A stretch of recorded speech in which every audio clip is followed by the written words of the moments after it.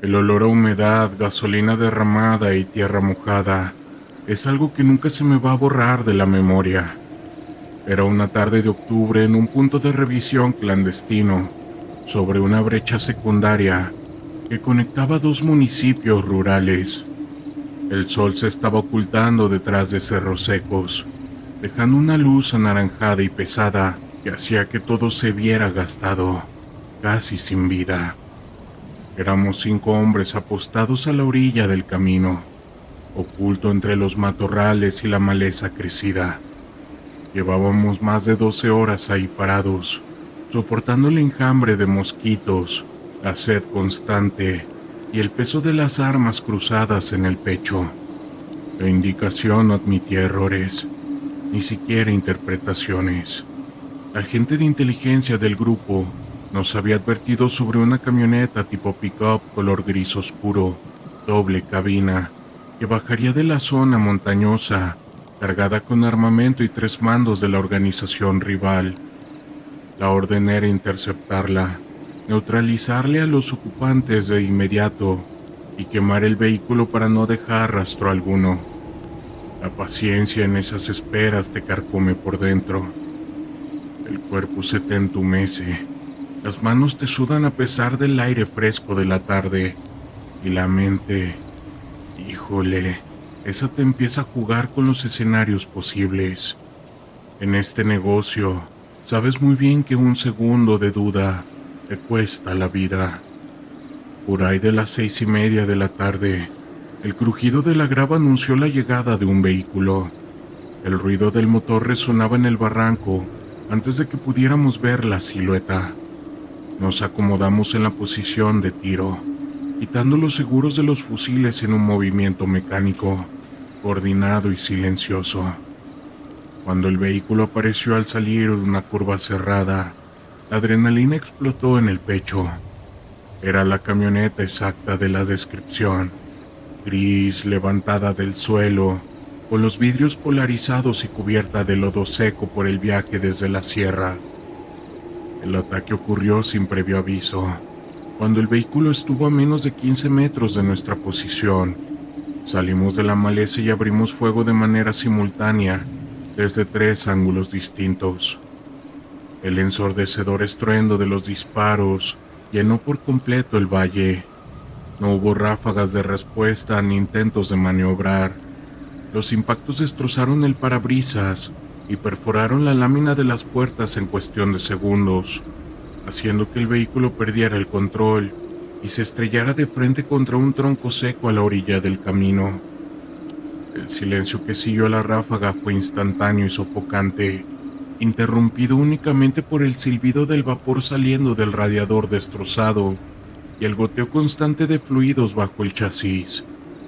Nos acercamos con extrema cautela, manteniendo las armas apuntando hacia las ventanas rotas, esperando cualquier movimiento o un disparo desesperado desde el interior. Sin embargo, no hubo resistencia alguna. Al asomarme por la ventana del copiloto para confirmar el resultado del trabajo, la realidad me dio un golpe seco en el estómago. La escena dentro de la cabina era desoladora y no tenía nada que ver con los objetivos que nos habían marcado. No había hombres armados ni chalecos tácticos. En el asiento del conductor yacía un campesino mayor, con las manos aferradas al volante con líquido vital, vestido con ropa de trabajo desgastado. En el asiento del copiloto y en la parte trasera se encontraban 2 jóvenes, apenas unos chavales, con costales de maíz y herramientas de campo apiladas entre sus pies. Habíamos acribillado una familia de agricultores locales que simplemente tuvieron la desgracia de transitar por esa brecha a la hora equivocada y en un vehículo idéntico al que estábamos esperando. La falta de verificación de la información por parte de los informantes del grupo convirtió un operativo de ajuste de cuentas en una tragedia irreversible en cuestión de 3 segundos. Yo me quedé paralizado, observando los detalles de la escena: una gorra gastada sobre el tablero, una hilera de plástico rota en el piso y el olor a líquido vital fresco mezclado con el vapor del anticongelante. No hubo tiempo para procesar el impacto, ni siquiera para el arrepentimiento. Uno de mis compañeros revisó rápidamente la caja de la camioneta para corroborar que solo transportaban hortalizas y sacos de grano, y así confirmando el error devastador. Sin decir una sola palabra, el encargado del grupo sacó un bidón de gasolina de la parte trasera de nuestra troca, roció el combustible sobre la cabina y el motor, mientras los demás recogíamos los casquillos percudidos del suelo para evitar dejar evidencias claras en la zona. Un simple chispazo de encendedor transformó la camioneta en una hoguera enorme, cuyas llamas iluminaron la noche que acababa de caer sobre la sierra. Acto seguido nosotros subimos a nuestro vehículo y nos alejamos a toda velocidad por la brecha, dejando atrás la columna de humo negro que subía hacia el cielo. En el camino de regreso, el silencio dentro de la troca era aplastante. Nadie se atrevía a mirar a los demás a los ojos. Con el paso del tiempo, aprendes a convivir con el caos directo contra los enemigos, pero cargar con la certeza de haber terminado con la vida de gente completamente inocente por un error de inteligencia es un peso definitivo. Son esas imágenes terroríficas las que regresan cuando intentas dormir en la oscuridad, recordándonos la descomposición absoluta del entorno en la que uno se desenvuelve. El frío de la sierra en febrero se te mete hasta los huesos. Un frío seco que te parte los labios y hace que el metal del fusil se sienta como un pedazo de hielo que te quema las manos. Estábamos a más de 2000 metros de altura, agazapados entre los pinos y la hojarasca congelada, vigilando una brecha de tierra que conectaba 3 pueblos fantasmas. Éramos 6 hombres en ese punto de observación, vestidos con ropa de camuflaje desgastada y chalecos tácticos mal ajustados.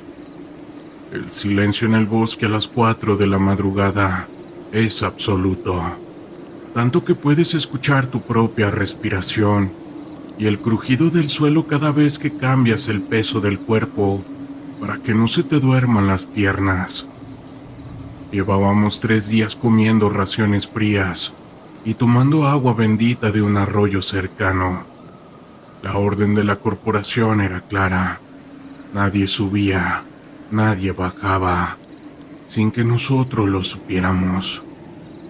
Se rumoraba que la gente del otro cartel intentaría rescatar a uno de sus cabecillas, que se había quedado aislado tras las balaceras de semanas anteriores.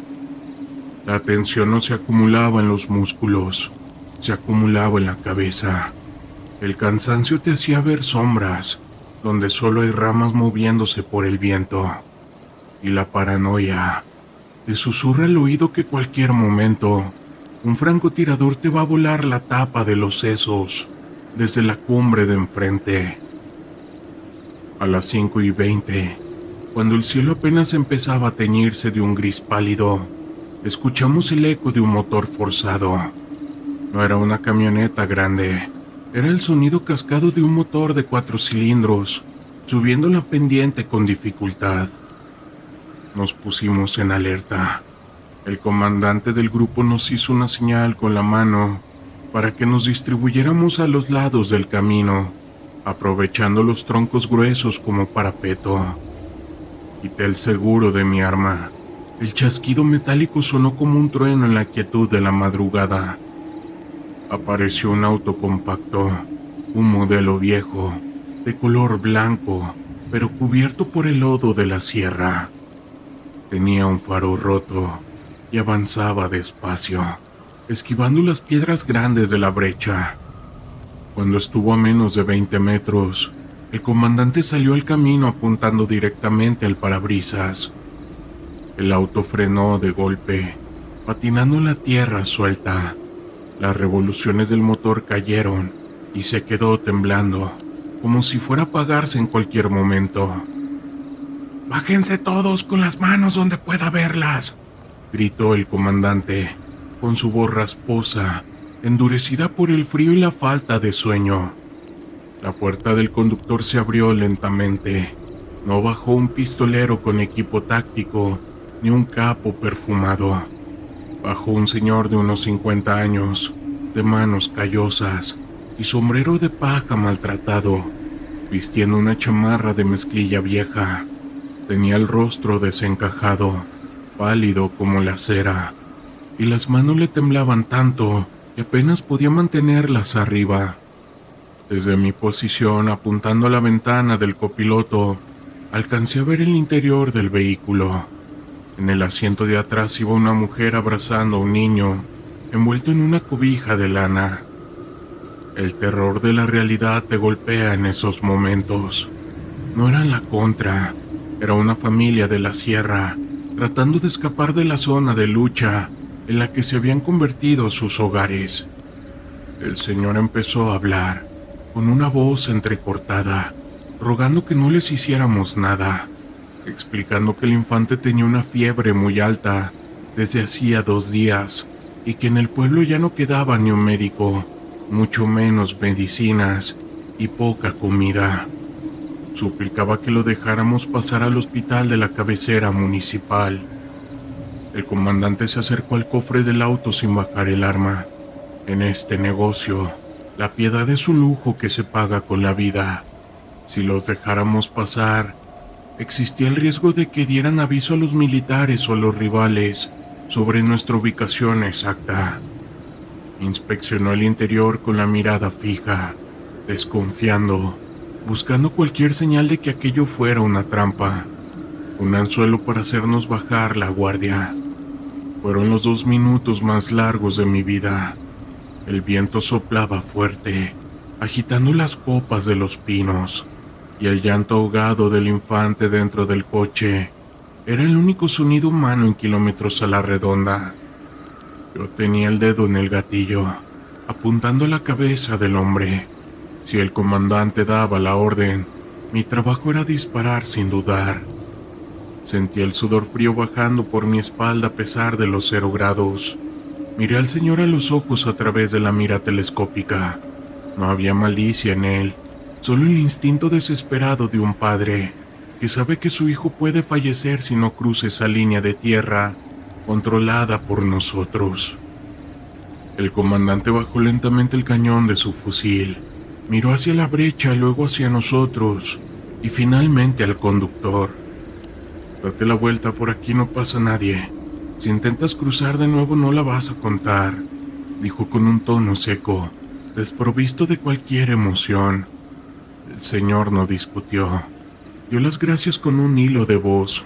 Se subió al auto, metió reversa con dificultad y comenzó a bajar la brecha con el mismo motor quejumbroso. Nos quedamos de pie, viendo cómo el vehículo desaparecía entre la neblina que empezaba a subir de los barrancos. Nadie dijo una palabra sobre lo que pasó. Volvimos a nuestras posiciones entre la hojarasca, a seguir esperando a los verdaderos enemigos. Ese suceso me demostró que lo más impactante de este oficio no siempre son las ráfagas de plomo ni las ejecuciones masivas, sino ver cómo la vida de gente inocente queda reducida a una moneda al aire, dependiendo enteramente del humor de un tipo con un arma en las manos. Hace más de 15 años mi vida cambió por completo. Todo comenzó cuando un grupo de delincuentes armados tomó el control de mi pequeño pueblo, aterrorizando a los habitantes y exigiendo dinero y obediencia. Yo, que había heredado los terrenos de mis abuelos y padres dedicados al campo, viví envuelto en esta pesadilla cuando los criminales llegaron a mi propiedad, incendiaron mis cultivos y me tomaron, obligándome a trabajar para ellos. Junto a otros hombres de mi pueblo fui llevado a un campamento oculto en lo profundo del monte, donde se dedicaban al cultivo y procesamiento de sustancias. Allí fuimos despojados de nuestras pertenencias, humillados y obligados a trabajar largas jornadas bajo amenazas y caos.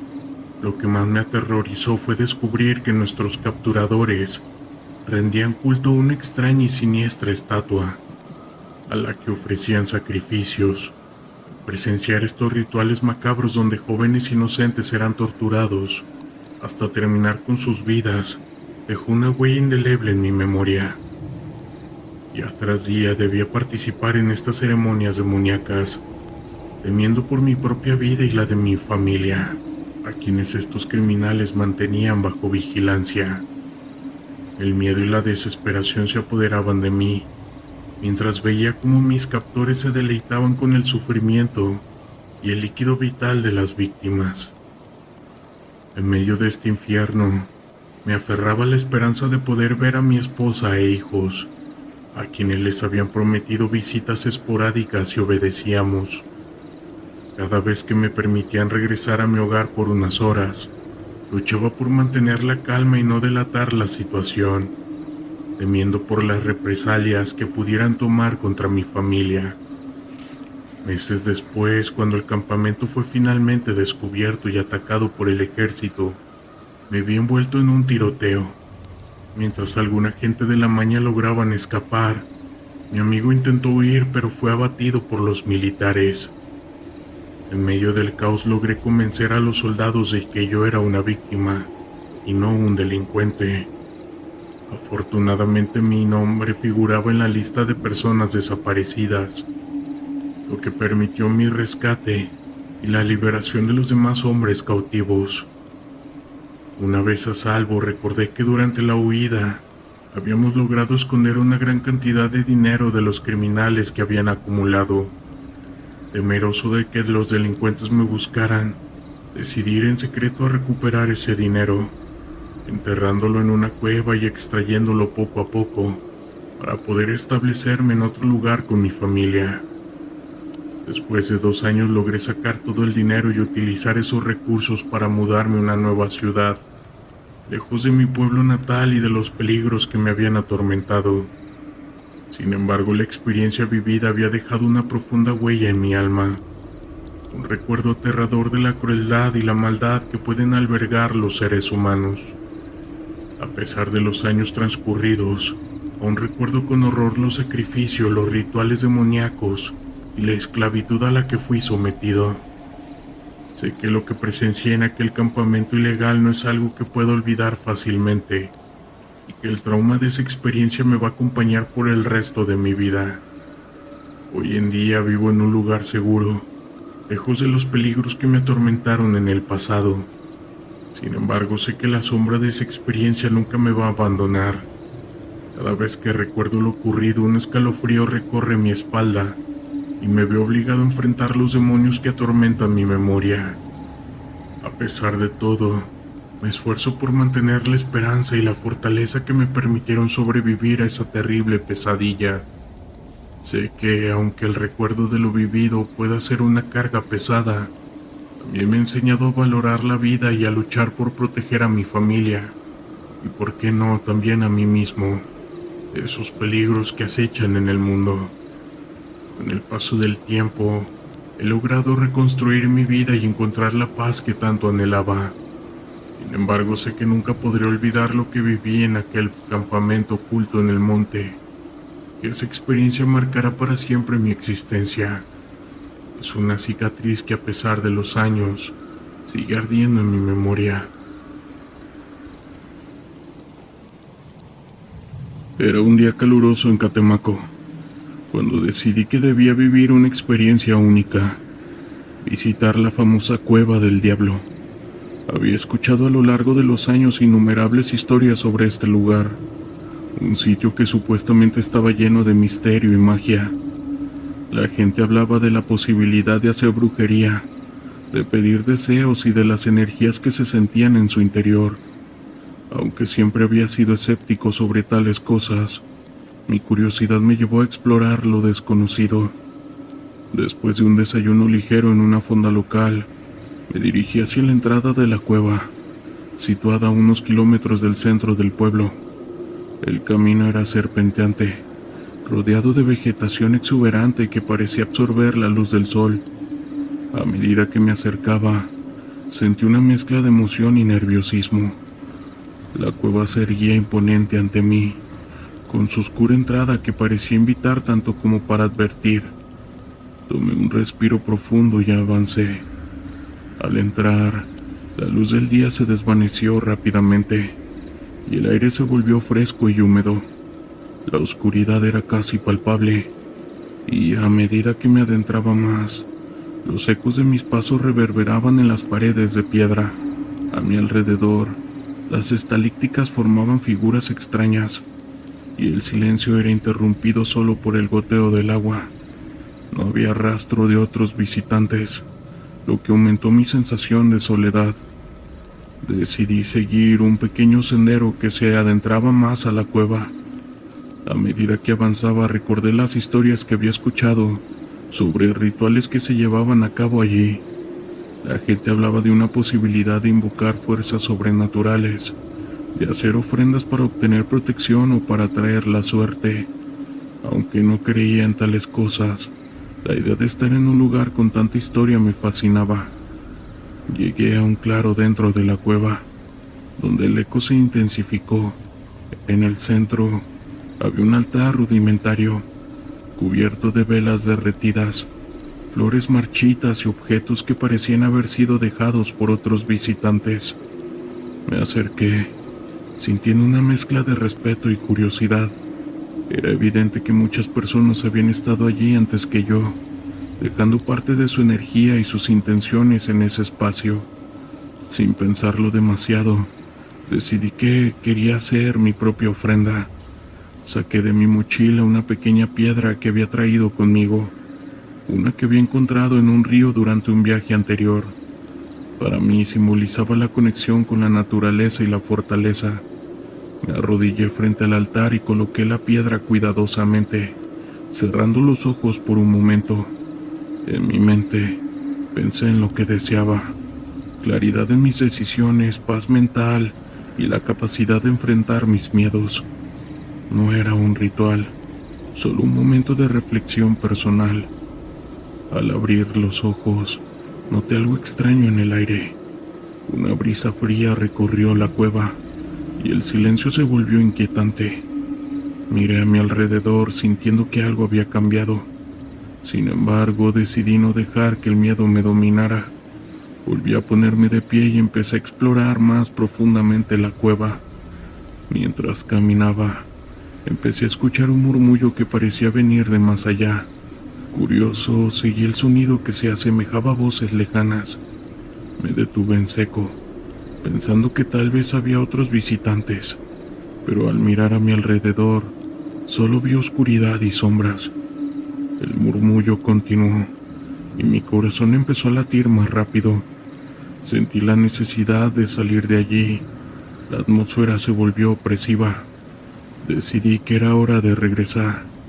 Mientras caminaba de vuelta, me encontré con una pequeña abertura en la pared. Era lo suficientemente amplia como para que pudiera entrar, y aunque un escalofrío recorrió mi espalda, la curiosidad me llevó a explorar. Al entrar, lo que encontré fue un pequeño rincón más oscuro y húmedo que el resto de la cueva.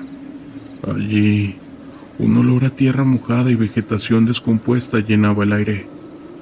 En el rincón vi un pequeño altar similar al que había encontrado antes. Sin embargo, este estaba cubierto de símbolos extraños y objetos que no reconocía. Me acerqué con cautela, observando lo que parecía ser una ofrenda más reciente. Había frutas frescas, velas encendidas y algo que parecía ser un trozo de tela negra. En ese momento, sentí que estaba invadiendo un espacio que no me pertenecía. Decidí salir de allí lo más rápido posible. Mientras regresaba al claro principal, el murmullo se intensificó y sentí que algo me seguía. Sin mirar atrás apuré el paso, finalmente saliendo a la luz del día. La salida de la cueva me dio una sensación de alivio, como si hubiera dejado atrás una parte de mí que no quería explorar más. Una vez afuera, la calidez del sol me envolvió. Me senté en una roca cercana tratando de calmar mi respiración. Reflexioné lo que había experimentado. La cueva del diablo no solo era un lugar de leyendas y rituales, sino que también es un recordatorio de que hay aspectos en la vida que son difíciles de comprender. ¿Alguna vez te has preguntado qué se esconde detrás de esas puertas cerradas? ¿Qué historias no contadas residen en las sombras de estos lugares, aparentemente inofensivos? Prepárense para sentir escalofríos mientras exploramos las historias de terror que definitivamente los hará dudar de su próxima estancia en un motel. Así que apaga las luces, ponte cómodo y acompáñanos mientras nos adentramos en los relatos más siniestros que nunca van a olvidar. Comenzamos. Mi familia solía hacer vacaciones anuales en diferentes moteles. Solíamos ser mi esposa, mis dos hijos pequeños y yo. En su mayoría de tiempo pasábamos todo nuestro tiempo en algún resort o un motel en un lugar de salir y visitar otros lugares, lo que hacía que fuera más económico, ya que no necesitábamos alquilar un automóvil, y era bastante relajante estar en un lugar bonito y alejarse de la vida cotidiana. Por supuesto, cuando llegábamos por la mañana, todos desempacábamos y los niños querían ir a la playa de inmediato. Mi esposa y yo nos sentamos en las sillas en la orilla del mar, mientras los niños jugaban con otros niños en la playa, que estaba junto al lado de la piscina. Estuvimos allí disfrutando del sol durante unas 2 horas, antes de que ambos decidiéramos que deberíamos volver a nuestra habitación para prepararnos y cenar. Me levanté y empecé a buscar a los niños, y después de unos minutos encontré a uno de ellos. Era el mayor de los dos. Le pregunté que dónde estaba Mateo, que era el hermano más pequeño. Él me dijo que estaba jugando con otro niño al otro lado de la playa. Le dije que nos íbamos y que corriera hacia la mamá mientras yo iba a buscar a su hermano. Lo busqué durante unos 10 minutos caminando torpemente por todas partes, y comenzaba a ponerme nervioso cuando finalmente lo vi. Estaba en la orilla, donde había unas sombrillas hablando con un niño pequeño, que parecía tener la misma edad que él. Junto a ellos había una pareja que parecían ser los padres del niño. Me acerqué y me presenté brevemente, pero ellos no me respondieron, excepto para darme una ligera sonrisa. Hubo unos segundos incómodos de silencio. Luego le dije a mi hijo que nos íbamos a cenar y lo llevé de regreso al hotel. Le pregunté quién era su nuevo amigo y él me dijo que había estado jugando con él en la playa, pero eso era todo lo que sabía. Mi hijo solía ser un niño bastante hablador, así que no me parecía nada fuera de lo común, pero luego me dijo algo extraño. Me dijo que el niño lo había presentado a sus padres, quienes luego lo invitaron a cenar esa noche. Me pareció realmente extraño que alguien invitara a un niño a cenar sin siquiera hablar con los padres. Le dije a mi esposa tan pronto como llegamos a la habitación, y ella también estaba muy preocupada por ello. Finalmente fuimos a algún lugar para cenar y regresamos al hotel alrededor de las 5 de la tarde. Los niños parecían bastante agotados, así que estábamos listos para relajarnos por el resto de la noche. Subimos al ascensor y fuimos a nuestro piso, pero cuando se abrieron las puertas del ascensor, vimos al nuevo amigo de mi hijo y a su madre, parados allí, como si nos estuvieran esperando. Tan pronto como salimos, la madre me miró con una pequeña sonrisa y preguntó si Mateo podía unirse a ellos para cenar esa noche. Miré brevemente a mi esposa, que parecía igual de confundida, y luego miré a la señora. Le dije que ya habíamos cenado, pero que tal vez podríamos hacerlo mañana. Su sonrisa desapareció mientras se volvía y caminaba por el pasillo opuesto. Supuse que estaba esperando cerca del ascensor solo para preguntarnos sobre la cena. Cuando entramos en nuestra habitación, apartamos a Mateo y le dijimos que no se acercara a esa familia, sin que alguno de nosotros estuviera presente. Parecía un poco molesto, pero aceptó. También hablé con mi hijo mayor por separado y me aseguré de que supiera de la situación y que debía cuidar a su hermanito si no estábamos cerca. Todos nos turnamos para ducharnos y luego nos relajamos en la cama, y también estábamos en el sofá durante el resto de la noche. Yo estaba bastante molesto por cómo iban las vacaciones hasta ahora, ya que tenía que estar estresado por la seguridad de mi hijo, pero me convencí de que sería mejor al día siguiente. Finalmente todos nos preparamos para dormir y apagamos las luces. Había dos camas en la habitación, una en la que dormía mi esposa y yo, y la otra para los dos niños. Unas horas después de la noche me despertaron. Me incorporé de golpe, ya que supongo que estaba bastante nervioso, y pude ver a mi hijo mayor junto a mí aún sacudiendo mi brazo. Yo le pregunté si estaba bien y él respondió en voz baja que mi hijo pequeño estaba hablando con alguien más en la puerta. Inmediatamente me levanté y me dirigí hacia la puerta de entrada. Desde la breve vista que tuve antes de gritarle, pude decir que estaba tratando de averiguar cómo abrir la puerta, y podía escuchar una voz tenue al otro lado. Me acerqué corriendo y grité que se alejara de la puerta. Mi hijo retrocedió asustado por el volumen de mi voz. Golpeé la puerta con fuerza, escuchando los pasos frenéticos del hombre corriendo junto a la puerta y rumbo hacia el pasillo. Rápidamente abrí la puerta y aunque debería haberme quedado en la habitación y llamado ayuda, estaba tan furioso que lo que quería era confrontar a la persona. Pero cuando doblé a la esquina en el pasillo, vi una figura rápida de un hombre doblar la esquina hacia los ascensores. Traté de alcanzarlo, pero una vez que doblé a la esquina, ya no había rastro de esa persona. No habría tenido tiempo para tomar el ascensor, por lo que sabía que debía de estar en una habitación de ese piso. Después de buscar durante unos minutos, regresé corriendo a nuestra habitación y me encontré con mi esposa, que ya estaba despierta debido al caos de la situación. Le dije que cerrara con llave la puerta mientras yo iba a la recepción para informar sobre el incidente.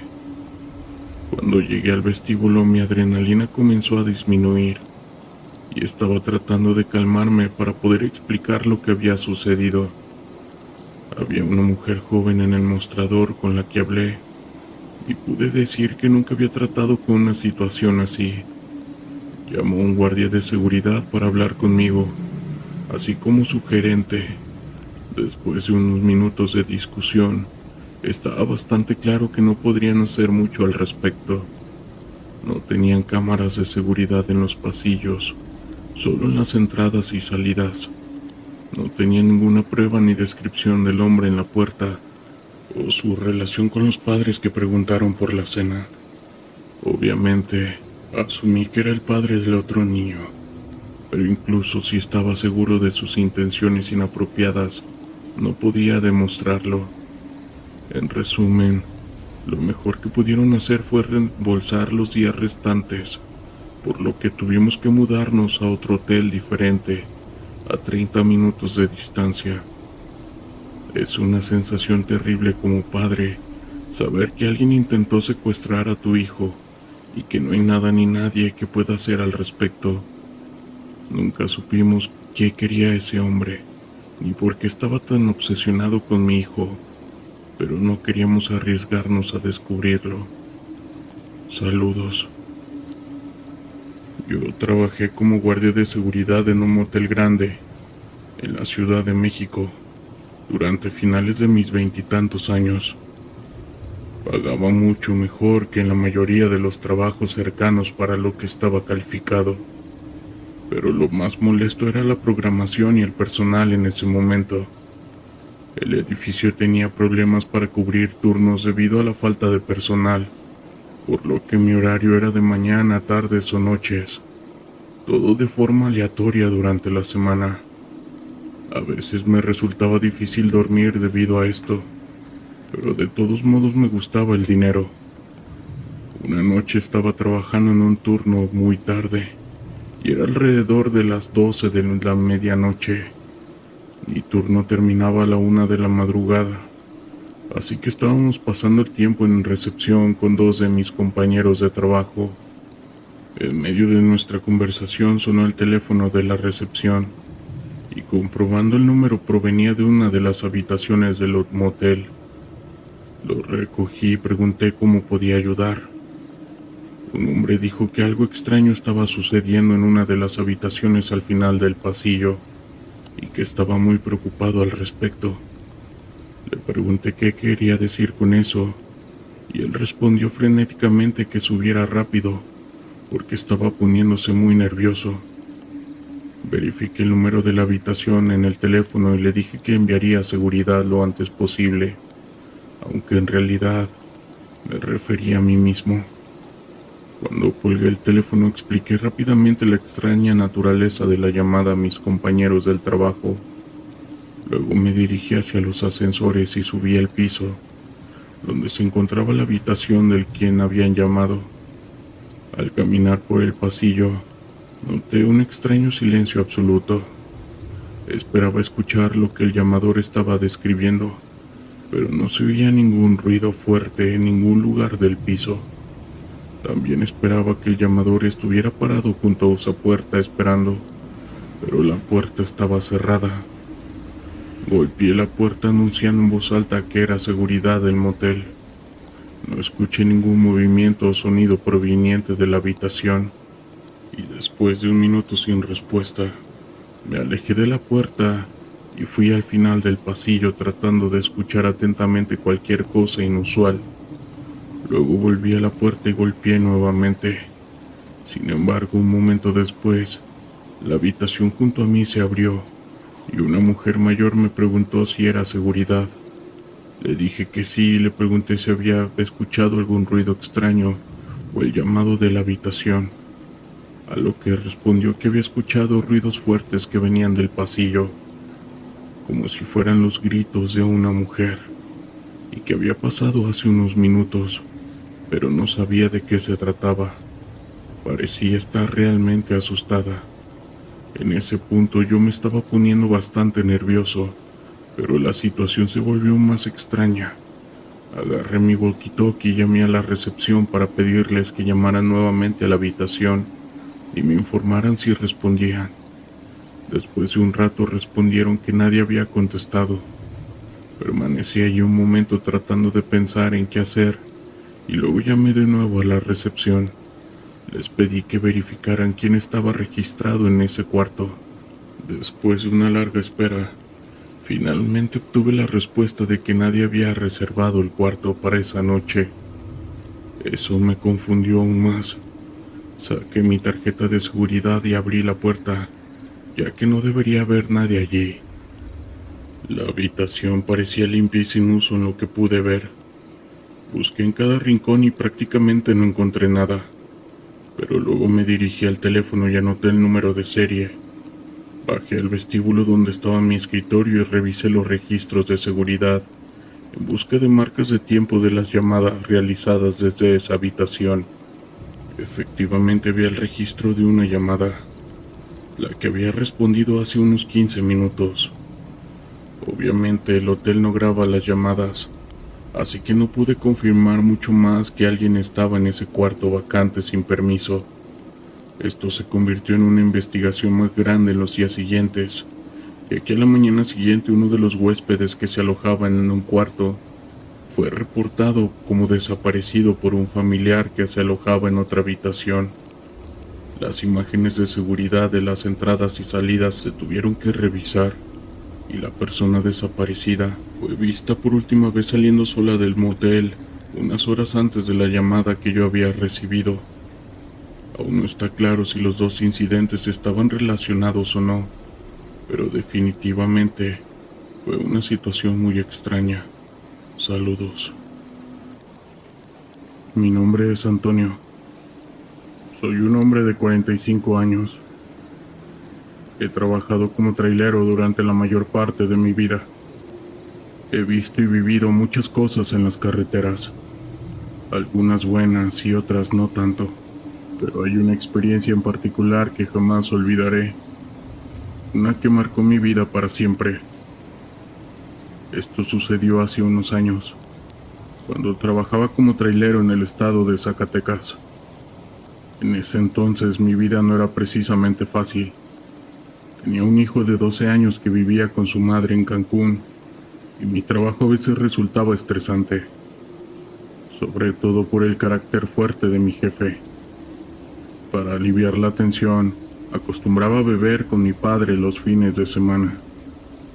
En aquella época corría el rumor entre mis compañeros de trabajo sobre extorsiones por parte de narcotraficantes en la zona. Afortunadamente, yo nunca había tenido ningún incidente de ese tipo. Mis viajes solían ser bastante tranquilos, a pesar de que mi tráiler a veces presentaba fallas mecánicas que retrasaban mis entregas. Pero mi empresa entendía que eran problemas que los mecánicos debían solucionar. Un día, mientras bebía en un bar con mi padre, un hombre se me acercó cerca de la medianoche. Estaba algo mareado por el alcohol, y mi padre no andaba muy lejos de caer dormido. El extraño sujeto comenzó a decirme todo sobre mí, dónde trabajaba, mis horarios habituales de ruta, las horas de entrega y de regreso.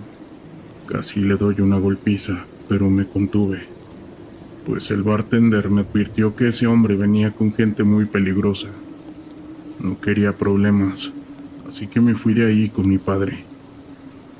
Pasó el fin de semana, y cuando llegó el lunes fui a la empresa a la hora de siempre. Subí la carga y tomé el camino hacia mi ruta, que en esa ocasión me tocaba conducir de noche.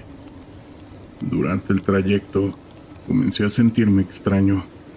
Tenía mucho sueño y me sentía cansado, a pesar de estar acostumbrado a esos viajes nocturnos. Fue entonces cuando los vi, al fondo de la carretera. Pude distinguir varias luces de faros, correspondientes a varias camionetas negras y lujosas.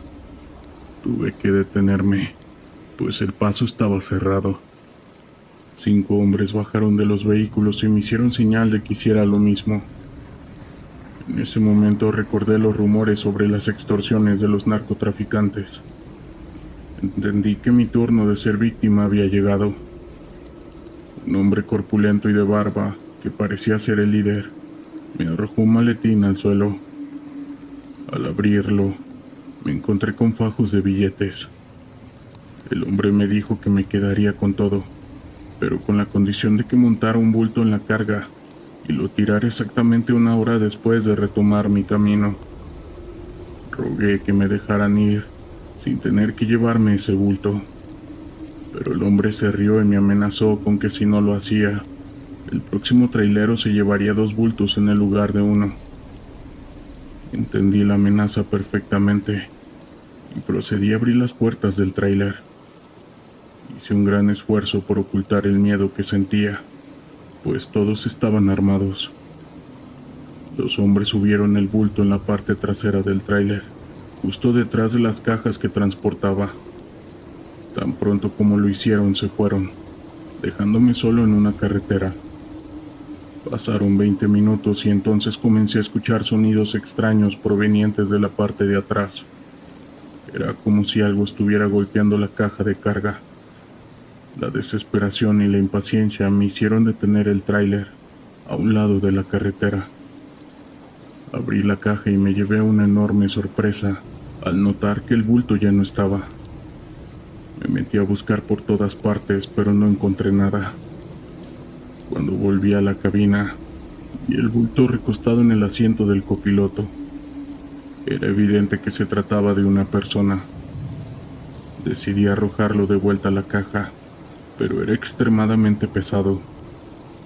Justo en ese momento, vi a lo lejos las luces de un auto acercándose. Cerré la puerta y retomé el camino, dejando que el vehículo me rebasara. Mientras continuaba, el bulto comenzó a moverse, forcejeando desesperadamente para intentar librarse. Llegada la hora que me habían indicado, me estacioné de nuevo. Bajé y me dirigí al asiento del copiloto para abrir la puerta. Pero en ese momento llegó una patrulla de policía. Los oficiales se acercaron y me preguntaron que qué hacía ahí. Les dije que la puerta tenía un ruido extraño y que quería revisarlo. En ese instante, se escuchó un fuerte golpe proveniente del bulto. Los policías lo vieron y me preguntaron alarmados que qué era eso. No supe qué responder. Uno de ellos puso su mano en el arma, mientras el otro me apartó para abrir la puerta. Al hacerlo, el bulto cayó, y el oficial le quitó las cuerdas. Para su sorpresa, solo había arena que se esparció por todo el lugar. Mi excusa fue que eso iba a desecharlo en el camino, y que había sido usado para una fiesta temática. No sé si me creyeron, pero les bastó. Me pidieron mis documentos y luego de revisarlos se fueron. Yo quedé ahí completamente solo, tratando de comprender qué diablos había ocurrido. Fue entonces cuando con la linterna revisé entre la arena en el suelo. Para mi asombro, encontré restos de muñecos llenos de alfileres, con fotografías de personas y nombres escritos. Eran trabajos de brujería. Nunca en mi vida me había pasado algo igual. Fue tan irreal que ni siquiera le conté a nadie. Esta es la primera vez que hablo de ello. Desde entonces, esa noche espantosa me ha dejado secuelas. No puedo dejar de pensar en lo que pudo haber sido esa persona dentro del bulto, y en el peligro que corría al verme involucrado en algo tan siniestro. Mi fe en Dios se ha visto puesta en duda, pues siento que esa noche me mostró que hay cosas en este mundo que escapan a nuestro control. Mi nombre es Javier. Soy un hombre de 52 años que ha dedicado la mayor parte de su vida a ser trailero. He recorrido miles de kilómetros por las carreteras del país, enfrentando todo tipo de situaciones. Pero hay una experiencia que viví que jamás olvidaré, una que puso en riesgo mi vida y la de mi mejor amigo. Sucedió por ahí del año 2018, cuando trabajaba junto a Marco, un compañero de confianza con quien compartía ruta. Ambos éramos traileros y nos conocíamos desde la infancia. En esa época las cosas no eran fáciles para nosotros. Nuestras familias estaban pasando por problemas económicos y los gastos de salud de nuestros hijos nos tenían al borde del abismo. Un día Marco se ofreció a prestarnos dinero a mi esposa y a mí, sin ninguna prisa porque se lo devolviéramos. Fue una gran ayuda en ese momento tan complicado. Esa misma tarde me despedí de mi familia para ir a trabajar, con el corazón un poco más aliviado. Mi amigo salió antes que yo, como de costumbre, casi media hora después. Cuando me adentré en la carretera recibí una llamada suya. Su respiración agitada me hizo saber que algo andaba mal. Me dijo que algo lo estaba persiguiendo, que se había salido de la carretera y que se había adentrado en el monte. Me imploró que buscara ayuda o que me apresurara a llegar. Yo aceleré lo más que pude, mientras le pedí a Marco que no colgara y me describiera qué era lo que lo perseguía. Insistió en que no se trataba de una persona, sino de una bestia enorme y negra que lo había hecho perder el control del tráiler. Traté de imaginar lo que me describía, pero el tiempo de ventaja que me llevaba me hacía dudar de que pudiera llegar a tiempo para ayudarlo. Le dije que no se alejara de la carretera, con la esperanza de que algún auto pasara y lo auxiliara. Pero de pronto, mi amigo dejó de responderme. Solo pude escuchar el rugido de una criatura y el silencio. Mi mente recreó la imagen de lo que parecía evidente, y mi cuerpo tembló ante la idea de encontrarme con aquello que había atacado y le había quitado la vida a mi mejor amigo. Aún así, seguí manejando, con la esperanza de poder llegar a tiempo y encontrarlo con vida. Finalmente, logré divisar a lo lejos las luces rojas del tráiler de mi amigo. Estaba volcado de lado en el monte, a metros de la carretera. Me detuve a su lado, pero subí los vidrios y le puse llave en los asientos.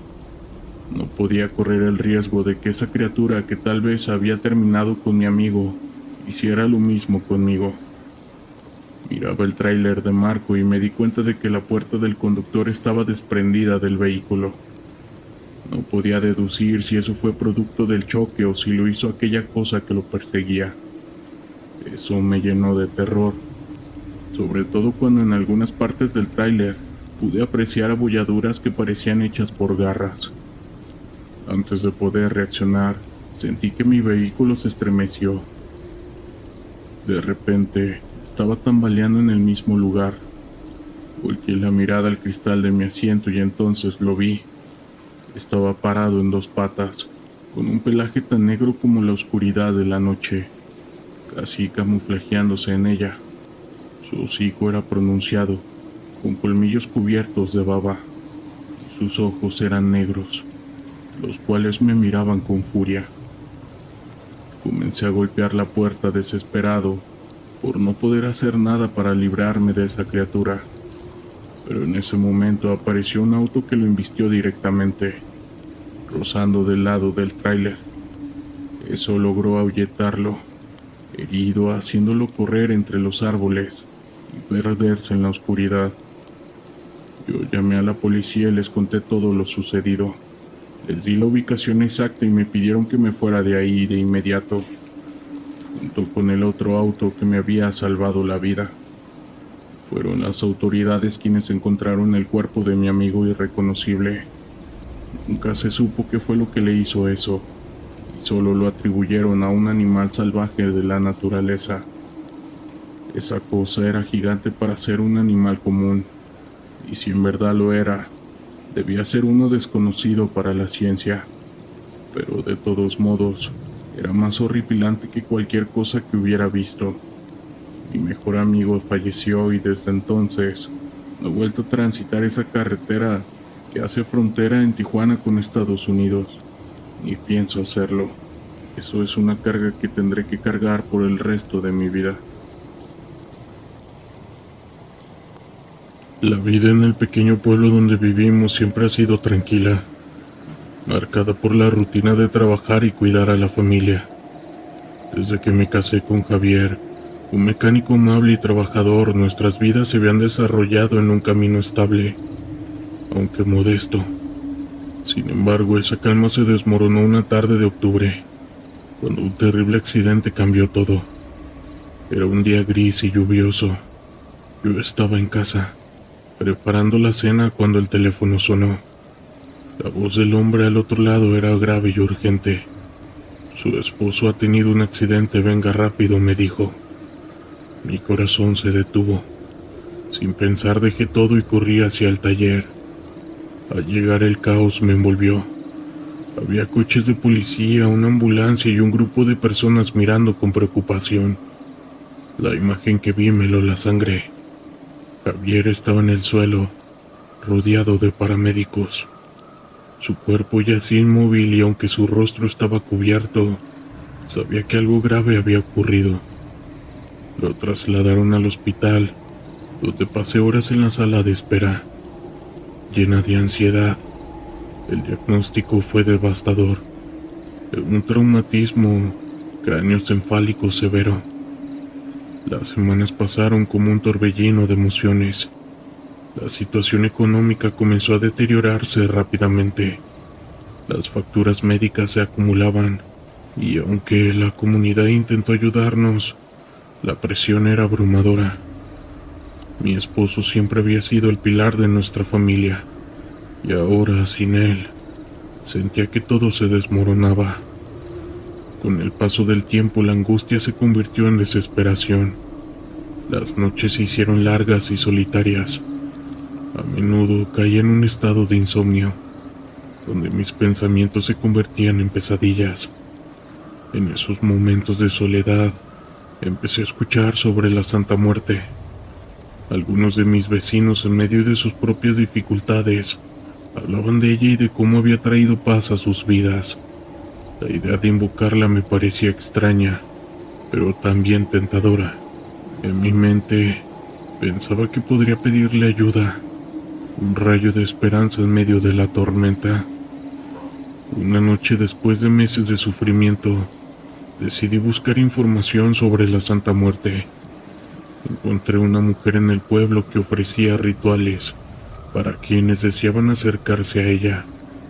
Me explicó que la Santa Muerte no era algo de lo que debíamos temer, sino una guía en tiempos oscuros. Con la mente llena de dudas, asistí a una de sus ceremonias. Al encender una vela y pronunciar las palabras que me enseñaron, sentí un escalofrío recorrer mi cuerpo. La atmósfera se volvió densa, y aunque había una parte de mí que temía lo que estaba haciendo, otra parte anhelaba la conexión. Los días transcurrieron, y aunque mi marido seguía en la cama del hospital, algo cambió en mí. Las cosas comenzaron a suceder. Una ayuda inesperada de un vecino, una donación anónima que cubrió una parte de las deudas. La situación económica mejoró un poco, y la presión comenzó a aliviarse, pero no sin un precio. A medida que me sumergía en esta nueva creencia, la sombra de la Santa Muerte se hacía más presente en mi vida. Los sueños sobre mi marido se tornaron más oscuros, y su figura, que antes solo parecía como un recuerdo de amor, se volvió una manifestación de angustia y miedo. Finalmente, después de semanas de terapia y tratamiento, Javier fue dado de alta. Sin embargo, no era el mismo. Su salud seguía siendo frágil y necesitaba atención constante. La rehabilitación era un proceso doloroso y agotador. A pesar de mis esfuerzos, la presión emocional se intensificó. Las noches se volvían más difíciles, y la figura de la Santa Muerte se convirtió en una constante en mis pensamientos, como si estuviera observando cada paso que daba. Un día, mientras Javier y yo estábamos sentados en el sofá, él me miró con tristeza. «¿Por qué no me dices lo que realmente sientes?», preguntó. En ese momento supe que no solo estaba luchando contra la enfermedad, sino también contra mis propios demonios. Decidí abrirme a él, hablar sobre la Santa Muerte y cómo había comenzado a buscar consuelo en esta creencia. Mi marido escuchó atentamente, pero su rostro reflejaba una mezcla de preocupación y tristeza. «No quiero que busques ayuda en algo que no entiendes», dijo. «Debemos enfrentar esto juntos». Con el tiempo, la salud de mi marido continuó deteriorándose. Las visitas al médico se volvieron más frecuentes, y cada vez que entraba en la sala de espera, sentía una presión en el pecho. La angustia se convirtió en una constante. Cada vez que veía a otros pacientes con sus seres queridos, una oleada de tristeza me invadía. Sabía que la situación estaba fuera de nuestro control, pero la incertidumbre me consumía. Finalmente, después de meses de lucha, mi marido falleció. La noticia me golpeó como un rayo. En ese momento sentí que el mundo se detuvo. La sensación de pérdida era abrumadora, y la tristeza se convirtió en una compañera constante. Me encontré en un mar de recuerdos, de momentos felices y de sueños compartidos que nunca se cumplirían. La vida que habíamos construido juntos se desvanecía ante mis ojos, y no podía soportarlo. A medida que se acercaba el Día de los Muertos, una parte de mí empezó a buscar consuelo en la tradición. Recordé lo que había aprendido sobre la Santa Muerte y cómo muchos en el pueblo hacían altares para honrar a sus seres queridos. Fue así que me decidí que quería hacer algo especial por mi marido. Quiero recordarlo de una manera que lo honrara. Me voy a poner a trabajar en su altar en este próximo 2 de noviembre. Sé que mientras lo preparo con fotos, flores, velas y sus comidas favoritas que yo le preparaba, va a ser inevitable sentir una mezcla de tristeza y amor, pero es mi manera de mantenerlo vivo en mi corazón, de recordarlo y honrar su memoria. Historias de terror de la internet.